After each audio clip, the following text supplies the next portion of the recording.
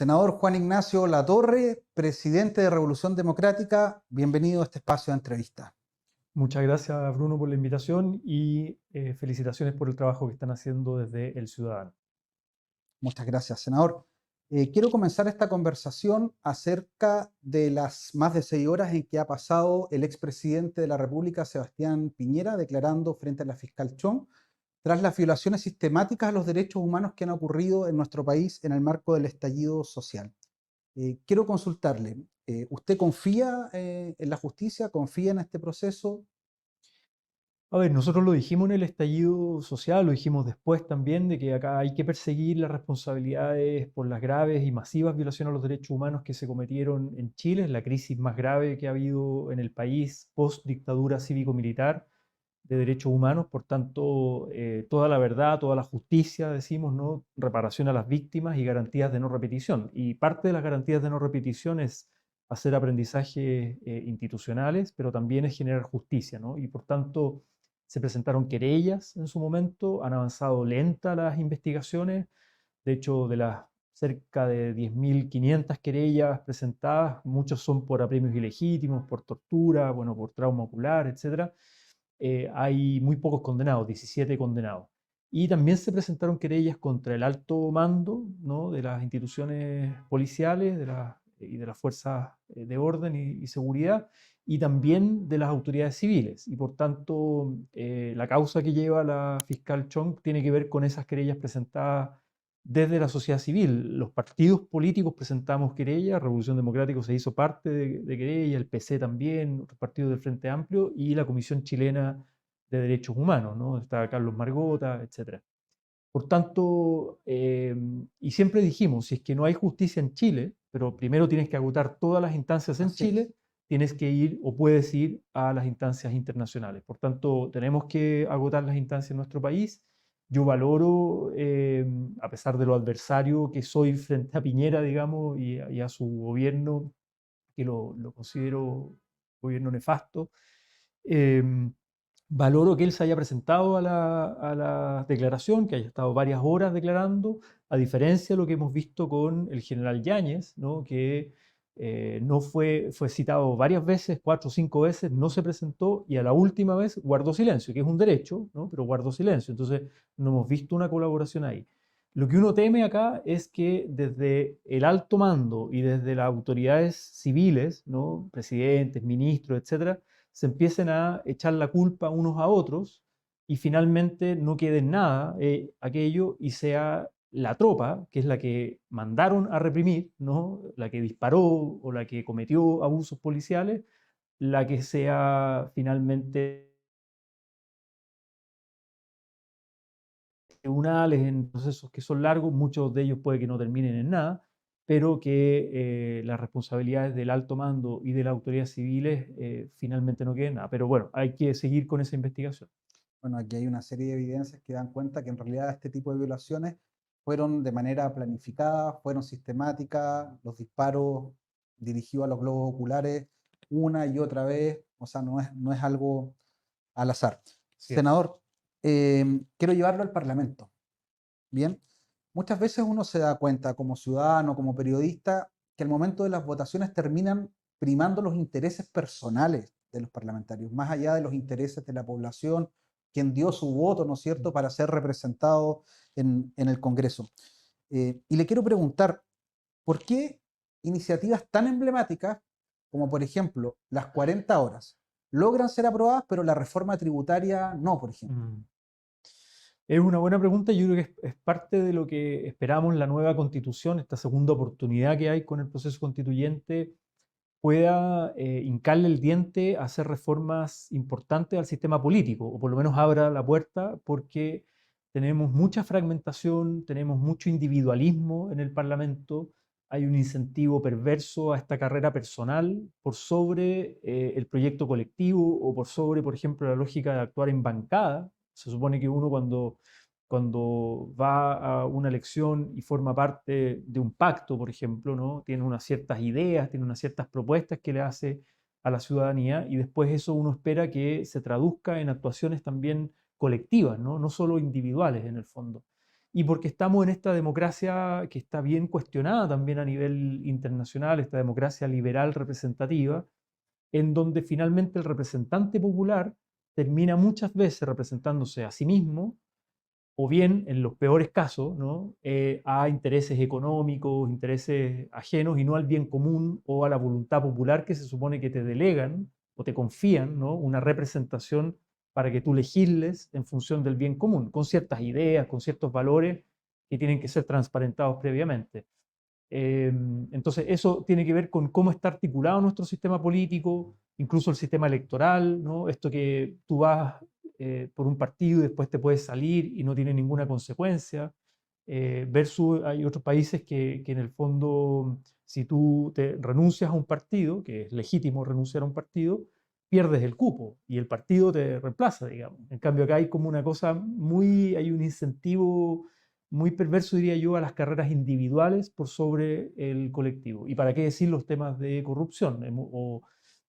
Ya lo hemos visto con la ley de pesca, etcétera, pero recientemente salía la noticia, por ejemplo, la ley de fármacos 2, que se estaba tramitando en el Senado en el periodo anterior, una mixta, digamos, unos senadores dejaron pasar a una asesora, ad honorem, ¿no? Como que una persona experta, con mucha experiencia en temas de regulación de salud pública y de fármacos, etcétera, pero que al mismo tiempo, mientras asesoraba a los senadores en esta comisión mixta para regular el tema de los precios de los medicamentos, por ejemplo, que es algo muy sensible para la población, estaba boleteando a la industria, ¿no? A los grandes conglomerados de farmacia que no querían ser regulados en el Grave, tema. Entonces, grave. Y esta es una a, situación que lograron detectar, así como exacto. esa, Pero pueden haber muchas que miles. no se detectan. Y claro, y era ad honorem. ¿Qué significa eso? Que alguien se presente, digo, yo te quiero asesorar gratis, pongo mi experiencia a disposición. Tú dices, ah, qué bueno, gracias.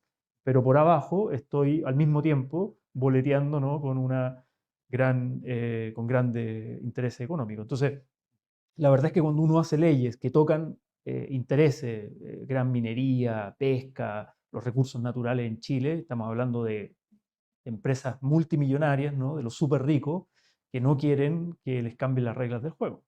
Senador, ¿es este o no un problema del sistema de democracia tan representativa que tenemos? ¿Debemos en Chile transitar o ve usted posibilidad que en el marco de este nuevo proceso constituyente, por ejemplo, logremos tener un Chile donde esta democracia representativa sea semi-representativa? Dudo que avancemos a una democracia directa, pero eh, ¿tiene que haber una revolución democrática en el país?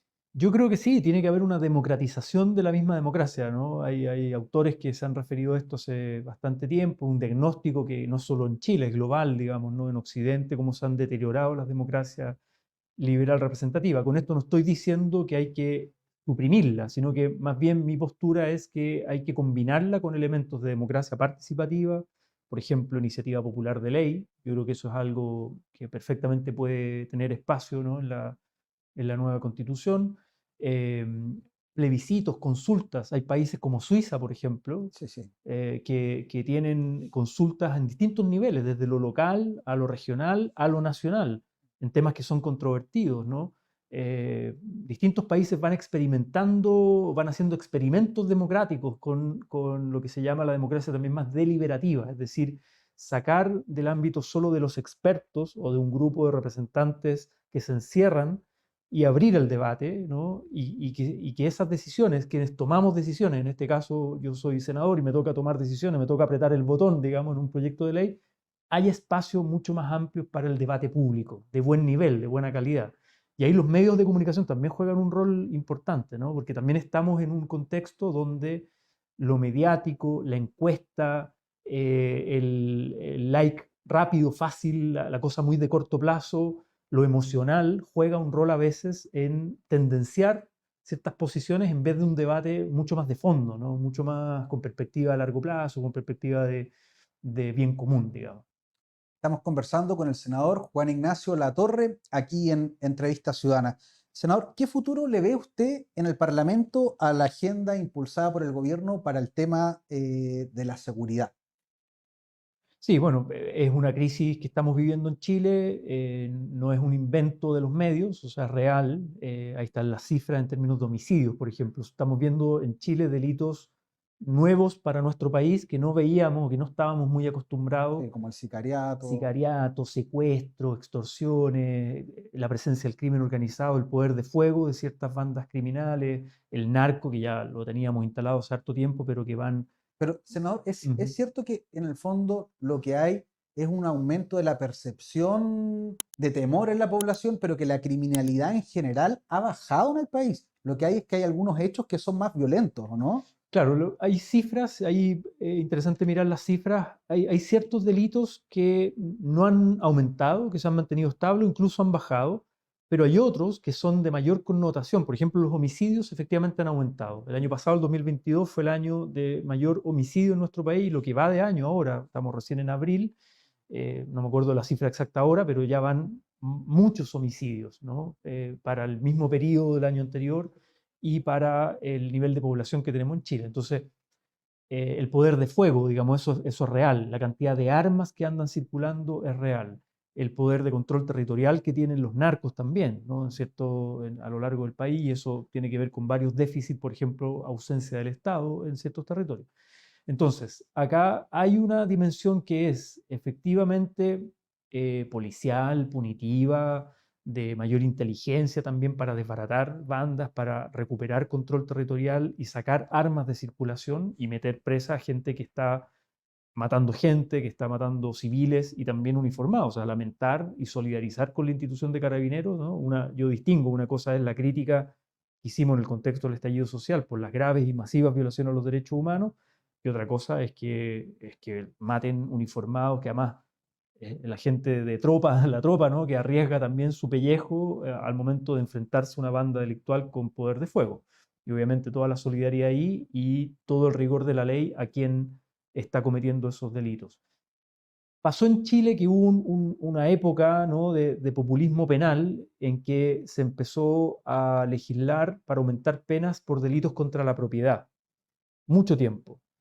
Y pasó en un momento una contradicción que es más, te sale más caro, por decirlo así, robar, un delito, un portonazo, por ejemplo, robarle el auto a alguien, un delito así, que igual es importante, es violento y es de connotación social, pero eso te sale más caro penalmente que matar a alguien, O ¿no? sea, las agresiones físicas que pueden terminar en la muerte de una persona tienen un castigo menor. Claro, la vida, o sea, si uno lo pone en términos de valor, la propiedad privada pesa más en Chile, en este Chile neoliberal, digamos, que la vida, que el valor de la vida, ¿no? Y eso se está equilibrando ahora. Hay un aumento de penas por los homicidios que me parece que está bien, ¿Y ¿no? usted cree que, por ejemplo, la derecha, que siempre se muestra y que en el fondo festina y trata de sacar provecho de este tema de la seguridad, estaría dispuesta, a una idea que me ronda en la mente, por ejemplo, si es que usted dice está más consagrada y protegida la propiedad, en el fin de proteger a las personas, Ujú. que por ejemplo, según el grado de alevosidad, creo que se dice, no sé, Sí. por ejemplo, con el que se ataque a una persona, ¿ya? Y los elementos que se ocupen en ese ataque a la persona, se eleven las penas. Por ejemplo, si alguien lo atacó con las manos, no sé, voy a decir ya 5 años de cárcel.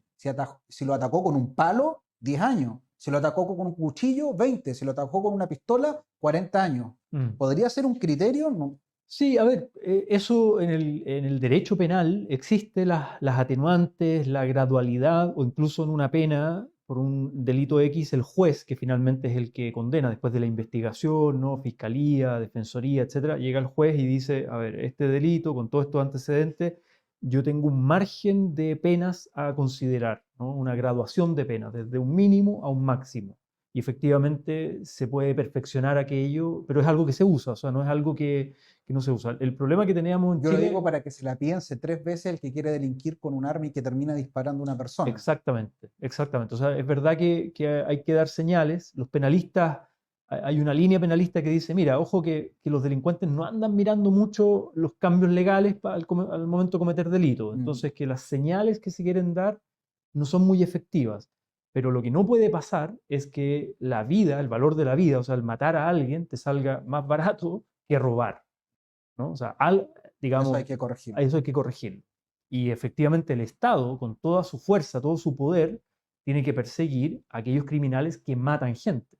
¿no? También a los que roban, pero a los que matan gente. Y la cárcel, en mi opinión, debiera estar reservada para los delitos más graves. No lo que nos pasó con la cárcel de San Miguel, se quemó y murieron 81 personas, que habían chicos que vendían discos piratas en la calle y que estaban privados de libertad. O sea, en Chile vamos a tener en poco tiempo más 50.000 personas privadas de libertad. Y Chile tiene capacidad para 41.000 personas. O sea, vamos a tener una sobrepoblación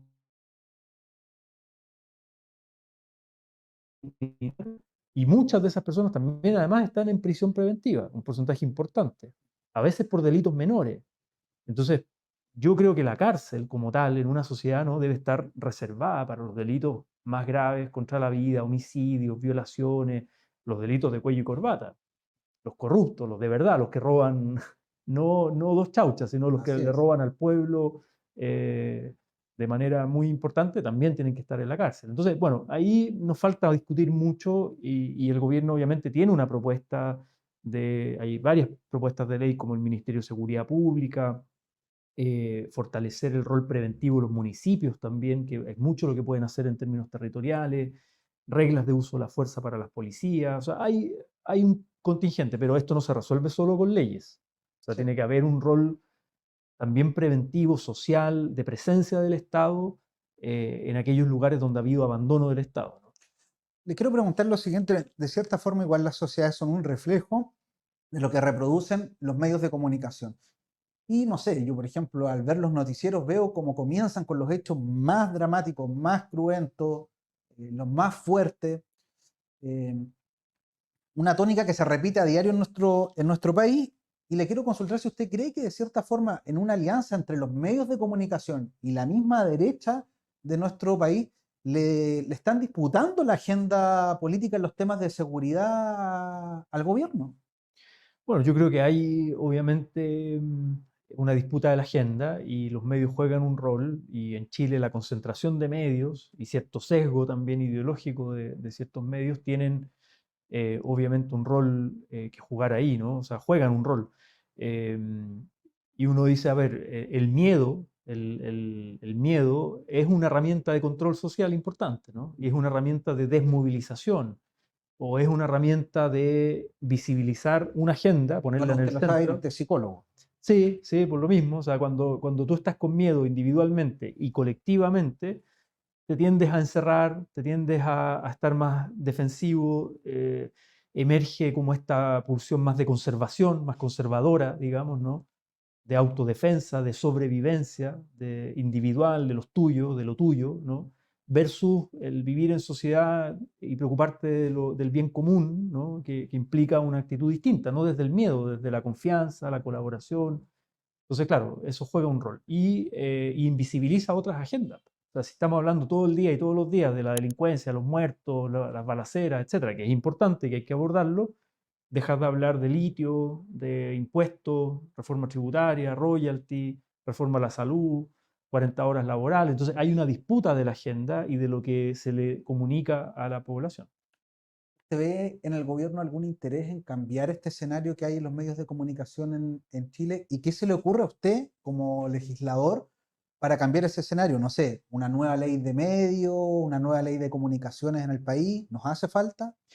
A ver, yo creo, no soy para nada especialista en el tema, pero sí hay ciertos debates que he seguido, que se han dado en foros, ¿no? Nacionales, internacionales respecto al tema, donde tiene que haber un justo equilibrio en diversidad y pluralismo de medios, ¿no? Y en Chile tenemos el diagnóstico que hay una concentración brutal de medios, entonces tiene que haber mayor pluralismo, diversidad de esos medios, libertad de expresión también, o sea, yo no soy partidario de esto de que los gobiernos de turno anden pauteando las editoriales, no me gusta eso, o sea, yo en eso tengo una vocación democrática, digamos, de libertad de expresión, de respeto a la libertad de expresión, pero sin duda de apoyo a la emergencia, por ejemplo, a los medios digitales y el trabajo que están haciendo ustedes, o las radios comunitarias, o el periodismo, o ni siquiera el periodismo, porque el rol que hace, perdón por nombrar acá otro espacio, Piensa Prensa, que no necesariamente Perfecto que lo nombre, muy bien. pueden ser periodistas, pero que juegan un rol, lo jugaron en el estallido social de denuncia, por ejemplo, de violación a los derechos humanos, con gente ahí, cámaras en la calle,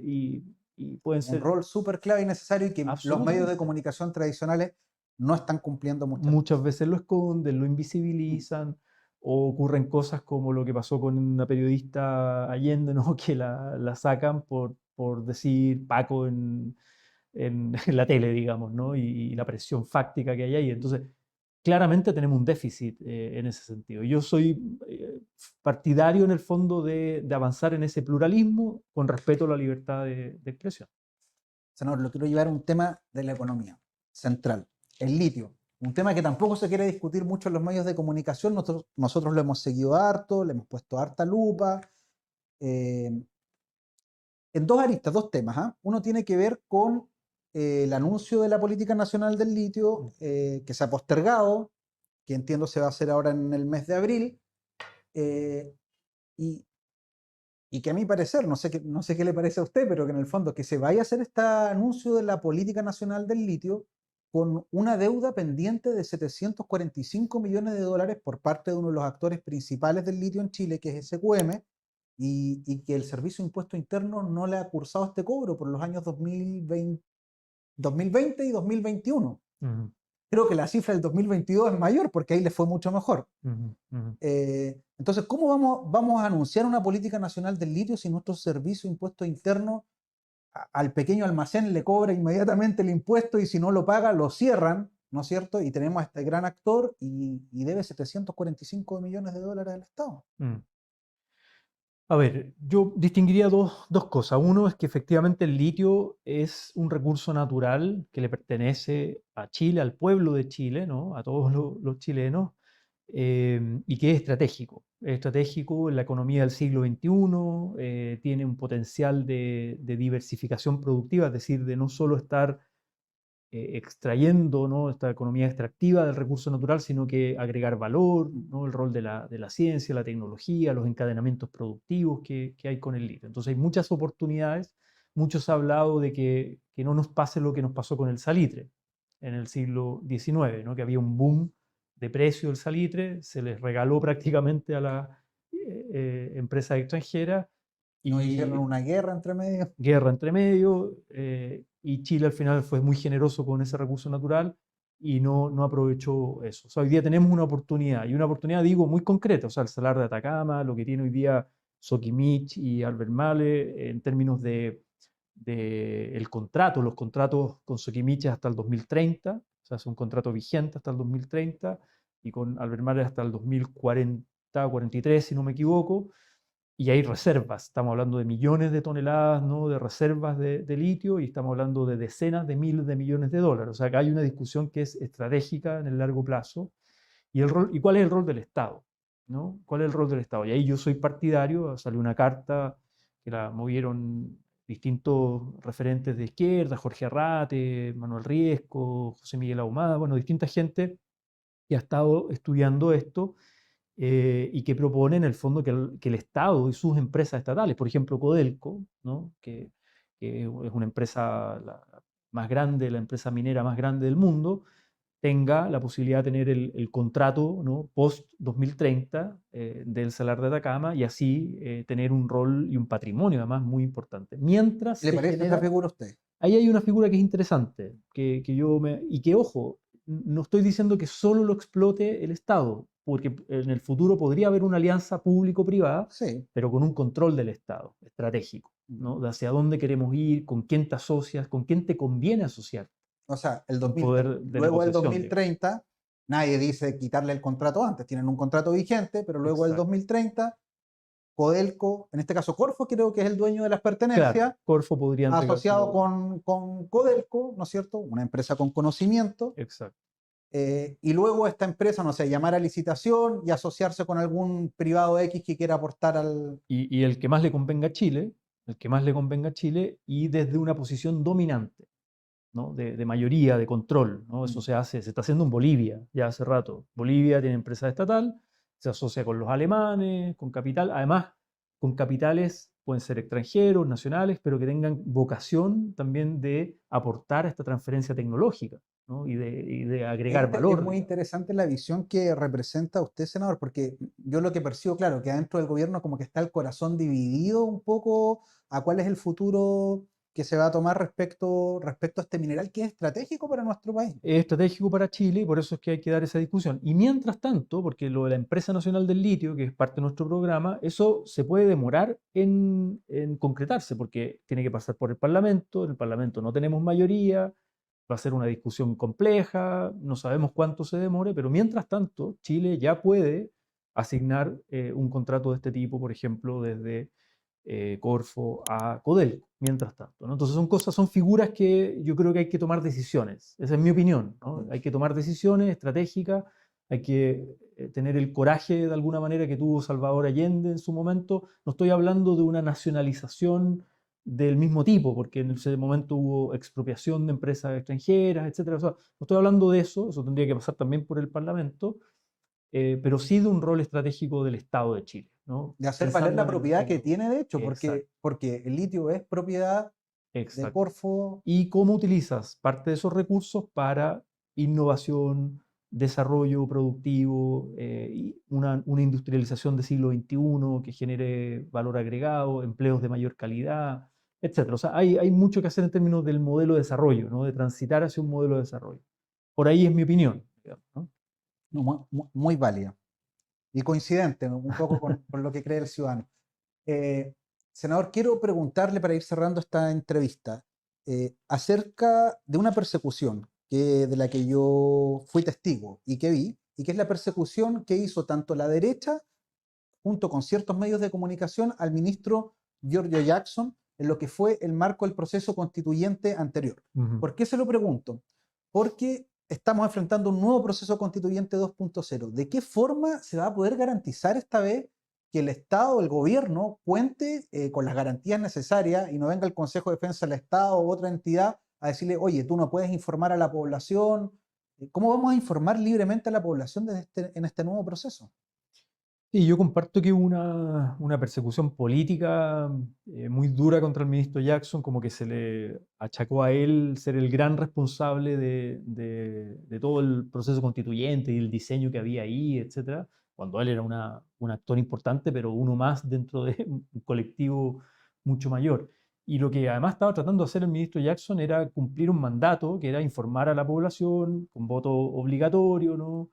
Que exista difusión y por lo mismo él también se presentó todos los requerimientos que hubo en Contraloría, o sea, que tenía Contraloría encima, digamos, ¿no? Por requerimientos de la oposición, etcétera, y él todo a disposición y no hubo ningún... Contraloría, perdón, dije Consejo de Defensa. Sí, no, Contraloría, que Sí. la oposición puso varios recursos ahí, tenía una fiscalización muy fuerte y él completamente a disposición y nunca encontraron nada irregular, digamos, ¿no? O sea, él cumplió bien apegado el rol que le corresponde al gobierno, que no es otra cosa que garantizar que una elección, que además tiene voto obligatorio, que es tan fundamental para Chile como una carta fundamental, o sea, esto no se discute todos los años, sino que la nueva constitución es algo relevante para el país, el gobierno juegue un rol no partidista, no de decirle a la población haga esto o lo otro, sino que de informar y de garantizar que la elección sea limpia, transparente, el transporte público, por ejemplo, etcétera, ¿no? Facilitar Que no hayan noticias falsas. En el proceso al mismo anterior, tiempo. nosotros descubrimos en una investigación que aquí hubo laboratorios pagados por la derecha, especialmente diseñados para desinformar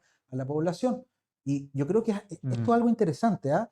Creo que en este nuevo proceso se debiese facultar al CERVEL, Mm. que siempre dice, no tengo las facultades para fiscalizar las noticias falsas, pero sí fiscaliza los medios, el pago, Mm. qué sé yo, que hacen los partidos, de los candidatos, etcétera, los medios, para que el CERVEL pueda fiscalizar las noticias falsas y haya sanciones a los responsables de eso. Si no, Mm. nos vamos a enfrentar nuevamente a un proceso de desinformación. Sí, yo creo que ahí tenemos un vacío en nuestro país legal, de recursos, porque a propósito de la pregunta inicial, ¿no? De la crisis de la democracia liberal, parte de esta crisis tiene que ver con el deterioro del debate público y cómo se instalan o se construyen realidades a partir de la mentira, ¿no? Del fake news, de cosas que se transmiten por redes sociales, por WhatsApp, ¿no? Por distintos medios, o cosas que repite un personaje en la tele y después hay toda una bajada, digamos, ¿no? Muy de tergiversación, finalmente de un deterioro del debate público, ¿no? Cuando hablamos de la calidad de la democracia, no solo son indicadores cuantitativos, sino que también cualitativos como la calidad del debate público sobre argumentos, sobre datos verificables, etcétera, ¿no? Entonces ahí tenemos un vacío. Yo reconozco, Bruno, que tenemos un vacío legal al respecto. Yo no sé si el CERVEL hoy día tiene, porque tiene un mandato el CERVEL legal, ¿no? Que puede fiscalizar los pagos, etcétera, pero claro, cómo se mete a un WhatsApp, cómo sanciona, las sanciones son irrisorias, digamos, si un candidato además lo sancionan después de que ya Quizás habría que cometió, atribuirle la posibilidad fiscalizadora sobre redes sociales, porque hay por gente que pone ejemplo, dinero y todo para esparcir noticias falsas. exactamente. Senador Latorre, quiero darle las gracias por haber estado en este espacio y Muchas bueno, gracias. Un gusto conversar acá en El Ciudadano contigo. muchas gracias. Será hasta una próxima.